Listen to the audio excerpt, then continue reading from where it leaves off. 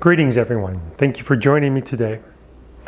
I'm going to be talking about something that's close to my heart, and I got to do it indoors because I'm going to be speaking with some conviction that I don't necessarily want to travel all out to my neighbors. The reading of some of this is, I don't know, I guess I'm going to put on my acting hat a little bit.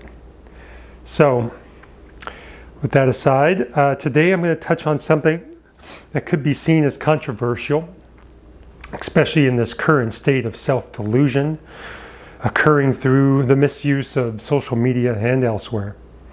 I want to discuss 3 stories from the founding of America. Most of these will be unknown to you, I believe.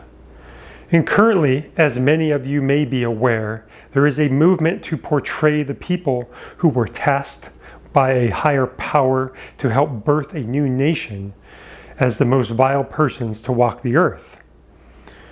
I say these individuals were found worthy to take embodiment at that very hour because of their strength of character, that these persons would be called on to put their own and families' lives on the line and declare a freedom not known anywhere else on the planet. And in so doing, this declaration would stand as a beacon of universal rights for all peoples forever. Were these souls perfect? No. No one going through embodiment ever is. But the light has to work with the best it has available. It's always been that way. There were terrible, atrocious acts committed to both Native Americans and persons of the African nations who were brought over. There is no justification for such disgusting behavior, ever. But all events of history have to be seen through the lens of the time period. All through history, terrible, pointless destruction of life has ensued for this or that reason.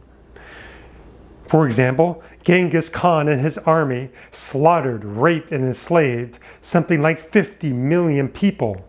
And all for what? Consider this. What will people 100 years from now say about the madness of self-destruction occurring daily through the technology of social media we abuse right now? How we try to destroy each other with words of hate and rip our own country apart at the seams? How will history view your actions today? Has hate towards any other part of life ever solved anything? Anything at all? The poison you give, you must drink first. Remember this. You chose to be born in the nation of your birth for a reason. You chose it because it would offer you the best opportunity to advance your consciousness and return to the path of light. So with these details out of the way, I would like to read for you 3 stories about America's founding. They are important stories that I wish were taught in schools. These stories do 3 things. 1, they convey the heart and mind of persons having to make life and death decisions for large numbers of brethren they care deeply about. 2, the stories show just how intertwined was the hand of God in the forming of this nation on a few different levels. And 3, they show how life found a single person worthy enough to send multiple emissaries into his path in order to ensure this life stream had encouragement enough to make the hardest decisions anyone could ever be faced with. You have to understand these stories in the context of the period. These British colonies were seen to be rebellious in wanting to establish themselves as a free nation to worship God as it saw fit and establish universal rights for all peoples. That was the crux of it. Because many of the persons who came to the New World were the persecuted from nations all over. They were being executed at times for having different religious beliefs. So let us see this in the larger objective perspective. Let's go back now to the period in time when the idea of breaking away from the motherland of Britain was developing. Try to put yourself in their shoes. They are literally giving one of the most powerful nations on the planet the finger. And Britain is responding by sending thousands of troops into the cities to imprison and or execute those opposing the crown. We have a group of individuals attempting to organize 13 colonies into decisive action, but are hesitant to declare full rebellion and form an army to fight. So this Continental Congress, as it was called, has drafted a document. The best minds America had to offer came together, each bringing their own perspective, and some brought great divine inspiration to the table. But that is not all. This is no ordinary document. It is a culmination of thousands of years of various great beings ceaselessly working with mankind behind the scenes of various nations. They struggled to get enough of mankind together and awakened sufficiently to bring forth the document and land that should call forth the dawn of the next golden age. So we begin this first story in a meeting of the Congress as they deliberate whether they should sign the Declaration of Independence, knowing full well it's essentially signing the death warrant for themselves and their families. They fear they will all swing, meaning be hung or their bodies strung up in an execution device known as a gibbet. Intense fear permeates the conversation. Destiny hangs in the balance, and a great master, yet ascended, makes a sudden appearance to rouse their very souls into action. I present you the speech of the unknown patriot.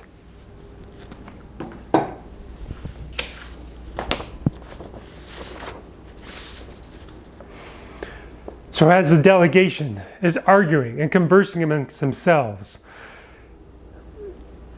an unknown individual appears and walks to the front of the room and addresses them. Gibbet? They may stretch our necks on all the gibbets in the land. They may turn every rock into a scaffold, every tree into a gallows, every home into a grave. And yet the words on that parchment can never die. They may pour our blood on 1,000 scaffolds, and yet from every drop that dyes the axe or drips on the sawdust of the block, a new martyr to freedom will spring into birth. The British king may blot out the stars of God from his sky, but he cannot blot the words written on the parchment there. The words of gods may perish, but his word, never. These words will go forth to the world when our bones are dust. To the slave in the mines, they will speak hope. To the mechanic in his workshop, freedom. To the coward kings, these words will speak, but not in tones of flattery. No, they will speak like the flaming syllables on Belshazzar's wall. The days of pride and glory are numbered. The days of judgment and revolution are draw near. Yes, that parchment will speak to the kings in a language sad and terrible as the trump of the archangel. You have trampled on mankind long enough. At last the voice of human woe has pierced the ear of God and called his judgment down. You have waited onto thrones over seas of blood. You have trampled onto power over the necks of millions. You have turned the poor man's sweat and blood into robes for your delicate forms, into crowns for your anointed brows. Now, kings, now purpled hangmen of the world, for you come the days of axes and gibbets and scaffolds, for you the wrath of man, for you the lightnings of God. Look, How the light of your palaces on fire flashes up into the midnight sky. Now, purpled hangman of the world, turn and beg for mercy. Where will you find it? Not from God, for you have blasphemed his laws. Not from the people, for you stand baptized in their blood. Here you turn, and lo, a gibbet. There a scaffold looks you in the face. All around you, death, and nowhere pity.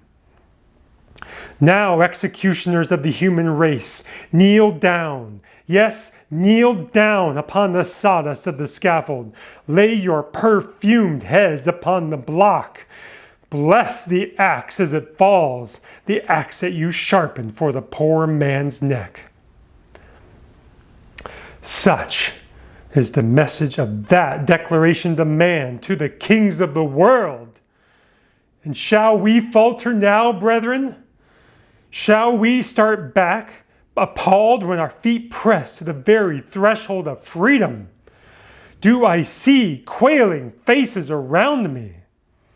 When our wives have been butchered, when the hearthstones of our land are red with the blood of little children? What are these shrinking hearts and faltering voices here? When the very dead of our battlefields arise and call upon us to sign that parchment or be accursed forever. Sign if the next moment the gibbet's rope is around your neck. Sign if the next moment this hall rings with the echo of the falling axe. Sign by all your hopes in life or death, as husbands, as fathers, as men. Sign your names to the parchment or be accursed forever. Sign, and not only for yourselves, but for all ages. For that parchment will be the textbook of freedom, for the Bible of the rights of man forever. Sign, for that declaration will go forth to American hearts forever. And I speak to those hearts like the voice of God. And its work will not be done until throughout this wide continent, not a single inch of ground owns the sway of a British king. Nay, do not start and whisper with surprise. It is a truth. Your own hearts witness it. God proclaims it. This continent is the property of a free people, and their property alone. God, I say, proclaims it. Look at this strange history of a band of exiles and outcasts suddenly transformed into a people. Look at this wonderful exodus of the oppressed of the old world into the new, where they came, weak in arms, but mighty in God-like faith. Nay, look at the history of your Bunker Hill, your Lexington, where a band of plain farmers mocked and trampled down all of the British arms. And then tell me, if you can, that God has not given America to the free? It is not given to our poor human intellect to climb to the skies, to pierce the counsels of the Almighty One. But methinks I stand among the awful clouds which veil the brightness of Jehovah's throne. Methinks I see the recording angel, pale as an angel is pale, weeping as an angel can weep, come trembling up to that throne and speak his dread message. Father, the old world is baptized in blood. Father, it is drenched in the blood of millions, butchered in war, in persecution, in slow and grinding oppression. Father, look with one glance of thy eternal eye. Look over Europe, Asia, Africa, and behold evermore that terrible sight, that man trodden down beneath the oppressor's feet. Nations lost in blood. Murder and superstition walking hand in hand over the graves of their victims. And not a single voice to whisper hope to man. He stands there, the angel, his hands trembling, with the black record of human guilt. But hark, the voice of Jehovah speaks out from the awful cloud. Let there be light again. Let there be a new world. Tell my people, the poor, the trodden down millions, to go out from the old world. Tell them to go out from the wrong, oppression, and blood. Tell them to go out from this old world, to build my altar in the new. As God lives, my friends, I believe that voice to be his. Yes, were my soul trembling on the wing for eternity, were this hand freezing in death, were this voice choking with the last struggle, I would still, with the last impulse of this soul, with the last wave of this hand, with the last gasp of this voice, implore you to remember this truth. God has given America to the free. Yes, as I sank down into the gloomy shadows of the grave, and with my last gasp, I would beg you to sign that parchment in the name of the God who made the Savior, who redeemed you, in the name of the millions whose very breath is now hushed in intense expectation as they look up to you for the awful words, you are free. And with the culmination of this speech, the delegates all rushed forward and put their names to the document. And this singular individual melts back into the crowd.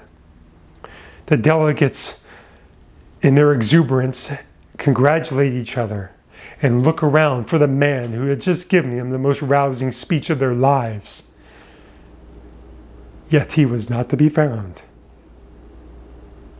The doors were still locked. The guards still at their posts outside those doors. So you tell me, with this true accounting, did the universe and the hand of God have something to do with this? Thank you.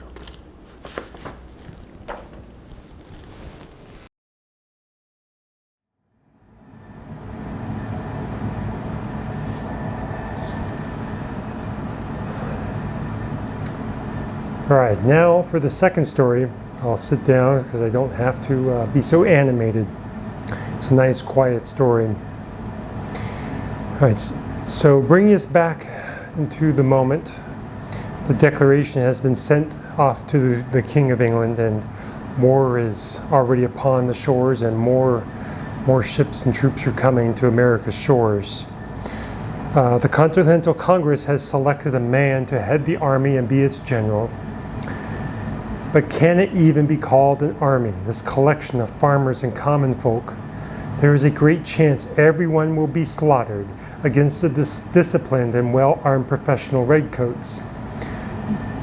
A particular man has been asked to do something so dangerous and uncertain, he and all the others risk everything: their livelihoods, their property, their spouses, their children, and everything they care for.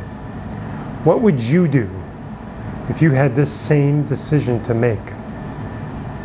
Try to fathom the burden upon all their shoulders as I read Legend of the Wissahickon.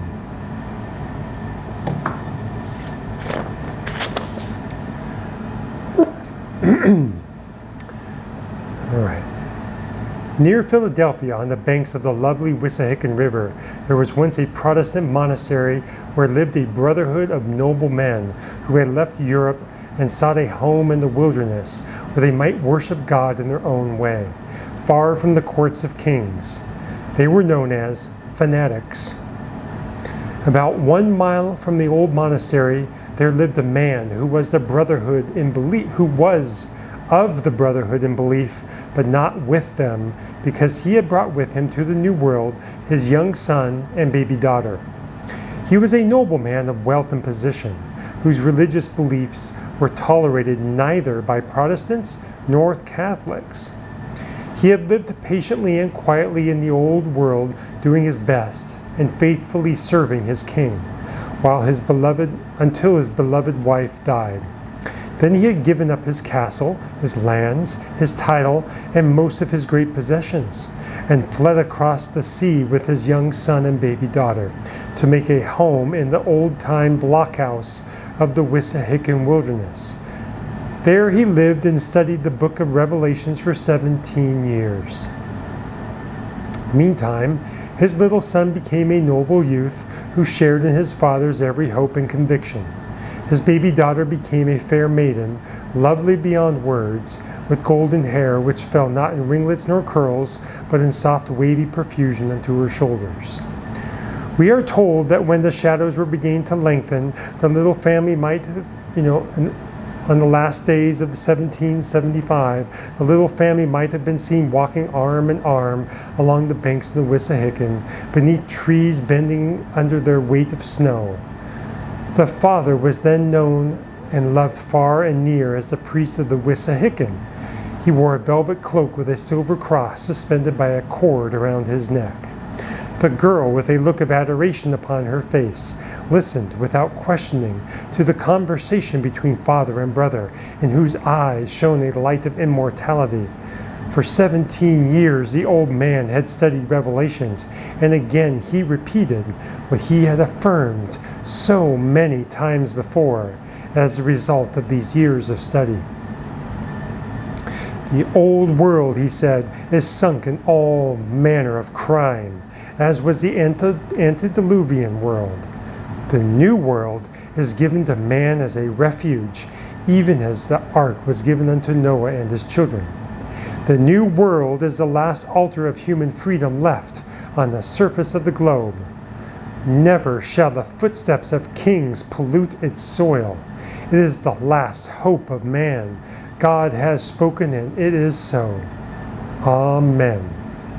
It was the girl who urged a return to the house, and it was she who sought its warmth and shelter for the sake of her loved ones, and drew the curtains at the windows of the living room to shut out the gloomy forest and coming night. It was the girl who tried to bring cheer to the little group, and to lighten the sadness of her father and brother, to distract them from their somber thought and study. That night she tried in vain. She knew that passing hunters again would hear the voice of the prayer late into the night, and see the chapel light streaming across the snow until dawn. The hour of separation came when father and son bade the maiden good night, and together sought the chapel, where 2 tall candles were already burning in the white altar. It was a circular chamber with oak panels. Between the candles on the altar was a slender silver flagon, a wreath of laurel, freshly gathered from the Wissahickon hills, and a velvet-bound Bible with clasps of gold. Behind the altar was an iron cross. The priest of the Wissahickon was the first to break the silence. He said, "At the 3rd hour after midnight, the deliverer will come." Then, as the young man stood pondering, the father responded, "Tonight he will come. At the 3rd hour after midnight, he will come through yonder door and take upon himself his great mission to free the new world from the yoke of the tyrants. All is ready for his coming. Behold the crown, the flagon of anointing oil, the Bible, and the cross." Hours passed. The lad knelt in prayer, but the father paced up and down the chapel, waiting until the clock of the great hall struck 12 and the new year dawned. Then the lad arose and gently tried to prepare his father for disappointment.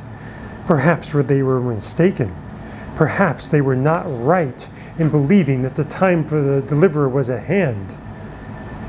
"At the 3rd hour after midnight, the deliverer will come," was the father's answer.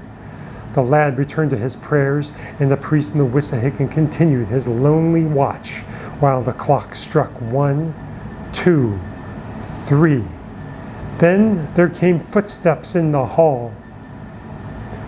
And a tall stranger of commanding presence entered the door of the chapel and spoke these words: "Friends, I have lost my way in the forest.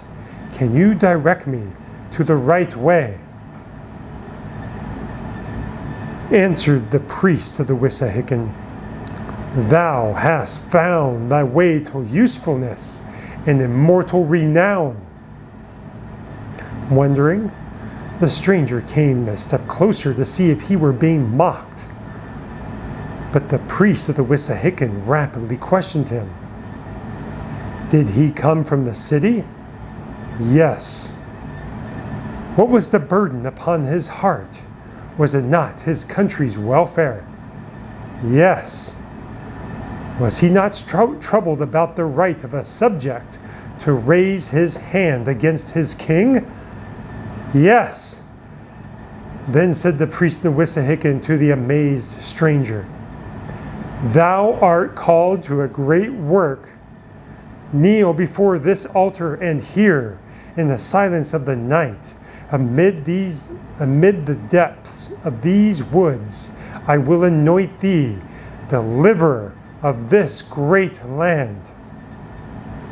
Immediately, this peerless stranger, before whom 10,000 might bow their heads, knelt before the white altar in the old blockhouse and placed his hands on the Bible. Then, says the legend, these words fell from the lips of the priest in the Wissahickon. Then art called to the great work of a champion and deliverer. Soon thou wilt ride into battle at the head of legions. Soon thou wilt lead a people unto freedom. Soon thy sword will gleam like a meteor over the ranks of war. The candlelight casts weird shadows on the wall. The silver cross on the priest shone. The white altar cloth waved in the wind from the open outer door. The trees moaned outside, while the priest, so the story goes, continued thus: "Dost thou promise that when the appointed time arrives, thou wilt be found ready, sword in hand, to fight for thy country and thy God?" Solemnly came the answer, "I do." Dost thou promise in the hour of thy glory, when a nation shall bow before thee, as in the fierce moment when thou shalt behold thy soldiers starving for want of bread, to remember the great truth written in these words: "I am but the minister of God in this great work of a nation's freedom"? Clearly, firmly came the answer, "I do promise." Then in his name, who gave the new world to millions of the human race as the last altar of their rights, I do consecrate thee, its deliverer. The priest in the Wissahickon dipped his finger in the anointing oil and described the outlines of a cross upon the stranger's forehead, and was about to place the laurel wreath upon his head after saying, "When the time comes, go forth into victory. On thy brow no conqueror's blood-red wreath, but this crown of fadeless laurel." When the girl appeared, took the wreath, and crowned the stranger. Unable to sleep, she had hastily donned a white robe, and putting a dark cloak around her, had gone down to the chapel and witnessed the scene unnoticed until she had seized the laurel crown from her father's hand. Fearing she had been presumptuous, the girl bowed her head, but the father smiled. "It is well," he said. "From whom should the deliverer of a nation receive his crown of laurel, but from the hands of a stainless woman?" Then spoke the lad, "Rise, the champion leader of a people. Rise, sir, and take this hand, which never yet was given to man. I know not thy name, yet upon this book I swear to be faithful to thee, even unto the death." Then Paul, for that was his name, buckled a sword to the stranger's side. When the ceremony was over, the stranger stood in the chapel in towering strength and majesty and said these final words: "From you, old man, I take the vow. From you, fair girl, the laurel. From you, brave friend, the sword. On this book I swear to be faithful unto all." A moment later, the stranger vanished into the outer wilderness of the Wissahickon, and the sound of his retreating footsteps mingled with the moaning of the wind. This was New Year's Eve. In the darkest hour of American Revolution, the blockhouse was burned, and while smoke still rose from the ruined home, 3 were sleeping in their graves by the Wissahickon. One was an aged nobleman, one was a fearless lad, and the other a fair girl with a wealth of golden hair. Years later, when America was a nation and George Washington was her president, again came the stranger of noble present to the banks of the Wissahickon, seeking the blockhouse, and the 3 who had sent him on his mission that New Year's Eve. He found the ruined blockhouse and the graves. That night, a party in the bright city of Philadelphia, there were many who wondered why, at a time when the nation bowed before him, the father of our country was sad and thoughtful, and bowed his head as if in memory of grief, when a fair maid, with the wealth of golden hair, sang a song of the Wissahickon.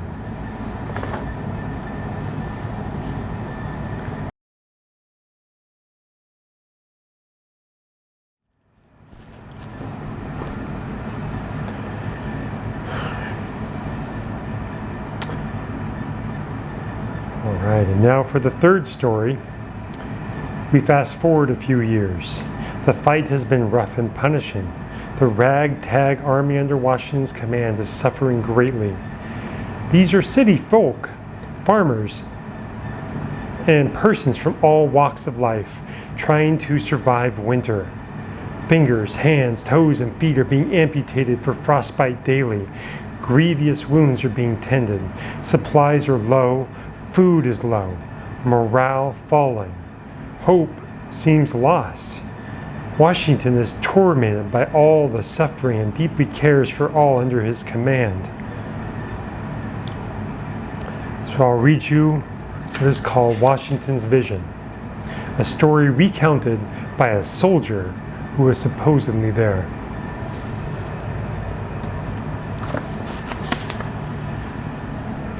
You doubtless heard the story of Washington's going to the thicket to pray in secret for aid and comfort from God, the interposition of whose divine providence brought us safely through the darkest days of tribulation. One day, I remember it well, when the chilly winds whistled through the leafless trees, though the sky was cloudless and the sun shone brightly. He remained in his quarters nearly all the afternoon. When he came out, I noticed that his face was a shade paler than usual. There seemed to be something on his mind of more than ordinary importance. Returning just after dusk, he dispatched an orderly to the quarters who was presently in attendance. After a preliminary conversation of about an hour, Washington, gazing upon his companion with a strange look of dignity, which he alone commanded, related the event that occurred that day. It starts, "This afternoon, as I was sitting at this table, engaged in preparing a dispatch, something seemed to disturb me. Looking up, I beheld standing opposite me a singularly beautiful female. So astonished was I, for I had given strict orders not to be disturbed, that it was some moments before I found language to inquire the cause of her presence. A second, a third, and even 4th time did I repeat my question, but received no answer from my mysterious visitor, except a slight raising of her eyes. By this time I felt strange sensations spreading through me. I would have risen, but the riveted gaze of the being before me rendered volition impossible. I essayed once more to address her, but my tongue had become useless, as though it had become paralyzed. A new influence, mysterious, potent, irresistible, took possession of me. All I could do was to gaze steadily, vacantly at my unknown visitor. Gradually, the surrounding atmosphere seemed as if it had become filled with sensations and luminous. Everything about me seemed to rarefy, the mysterious visitor herself becoming more airy and yet more distinct to my sight than before. I now began to feel as one dying, or rather to experience the sensations with which I have sometimes imagined accompany dissolution. I did not think, I did not reason, I did not move. All were alike impossible. I was only conscious of gazing fixedly, vacantly at my companion. Presently I heard a voice saying, "Son of the Republic, look and learn," while at the same time my visitor extended her arm eastwardly. I now beheld a heavy white vapor at some distance rising fold upon fold. This gradually dissipated, and I looked upon a stranger scene. Before me lay spread out in one vast plain all the countries of the world, Europe, Asia, Africa, and America. I saw rolling and tossing between Europe and America the billows in the Atlantic. Between Asia and America lay the Pacific. "Son of the Republic," said the same mysterious voice as before, "look and learn." At a moment I beheld a dark, shadowy being, like an angel, standing or rather floating in midair between Europe and America. Dipping water out of the ocean in the hollow of each hand, he sprinkled some upon America with his right hand, and while with his left he cast some upon Europe.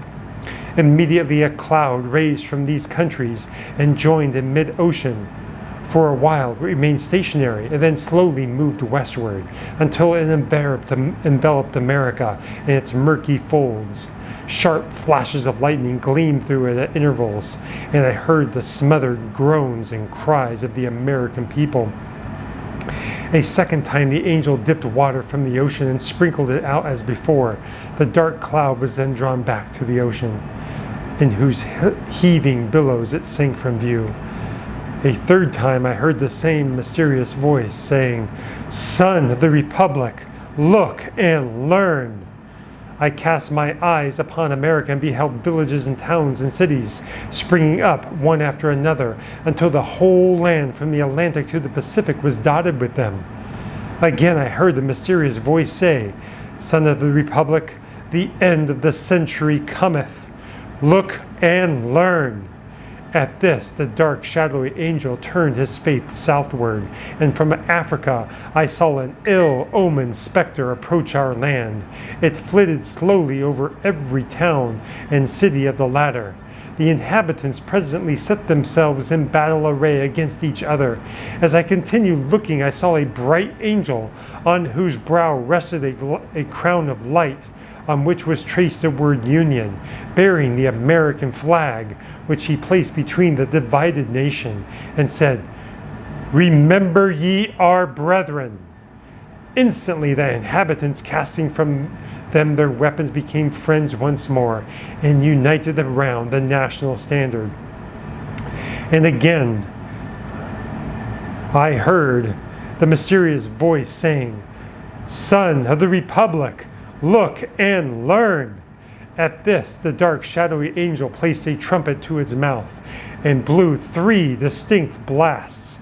And taking water from the ocean, he sprinkled it upon Europe, Asia, and Africa. Then my eyes beheld a fearful scene. From each of these countries arose thick, black clouds that were soon joined into one.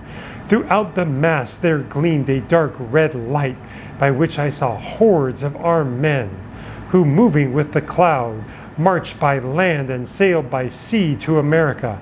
Our country was enveloped in this volume of cloud, and I saw these vast armies devastate the whole country and burn the villages, towns, and cities that I had beheld springing up. As my ears listened to the thundering of cannon, clashing of sword, and the shouts and cries of millions in mortal combat, I heard again the mysterious voice saying, "Son of the Republic, look and learn." When the voice had ceased, the dark, shadowy angel placed his trumpet once more to his mouth and blew a long and fearful blast. Instantly, a light as of 1,000 suns shone down from above me and pierced and broke into fragments the dark cloud which enveloped America. At the same moment, the angel upon whose head still shone the word Union, and who bore our national flag in one hand and a sword in the other, descended from the heavens attended by legions of white spirits. These immediately joined the inhabitants of America, who I perceived were well nigh overcome, but who immediately taking courage again, closed up their broken ranks and renewed the battle. Again, amid the fearful noise of the conflict, I heard the mysterious voice saying, "Son of the Republic, look and learn." As the voice ceased, the shadowy angel for the last time dipped water from the ocean and sprinkled it upon America. Instantly the dark cloud rolled back together the armies it had brought, leaving the inhabitants of the land victorious. Then once more I beheld the villages, towns, and cities springing up where I had seen them before, while the bright angel, planting the azure standard he had brought in the midst of them, cried with a loud voice, "While the stars remain and the heavens send down dew upon the earth, so long shall the Union last." And taking from his brow the crown which had blazoned the word Union, he placed it upon the standard, while the people kneeling down said, "Amen." The scene instantly began to fade and dissolve, and I at last saw nothing but the rising, curling vapor I first beheld. This also disappearing, I found myself once more gazing upon the mysterious visitor, who in the same voice I had heard before said, "Son of the Republic, what you have seen is thus interpreted. 3 great perils will come upon the Republic. The most fearful is the 3rd. But in this greatest conflict, the whole world united shall not prevail against her. Let every child of the Republic learn to live for his God, his land, and the Union." With these words, the vision vanished, and I started from my seat and felt that I had seen a vision where it had been shown me the birth, progress, and destiny of the United States.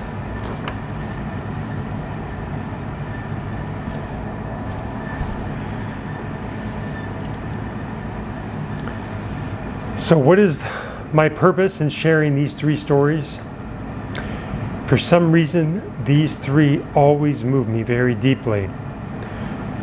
There is another I partially remember about the Civil War.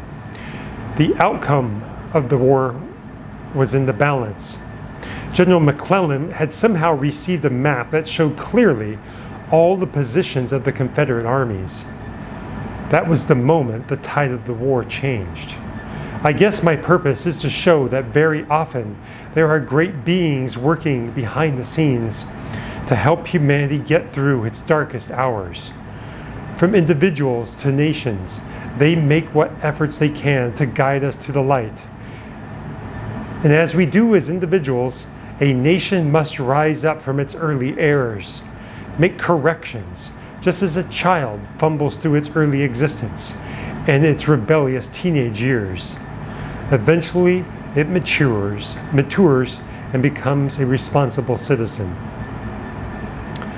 This can happen when the collective consciousness of a nation's people put down their hateful, divisive words, political foolery, and begin to harmonize. Thank you for being here today.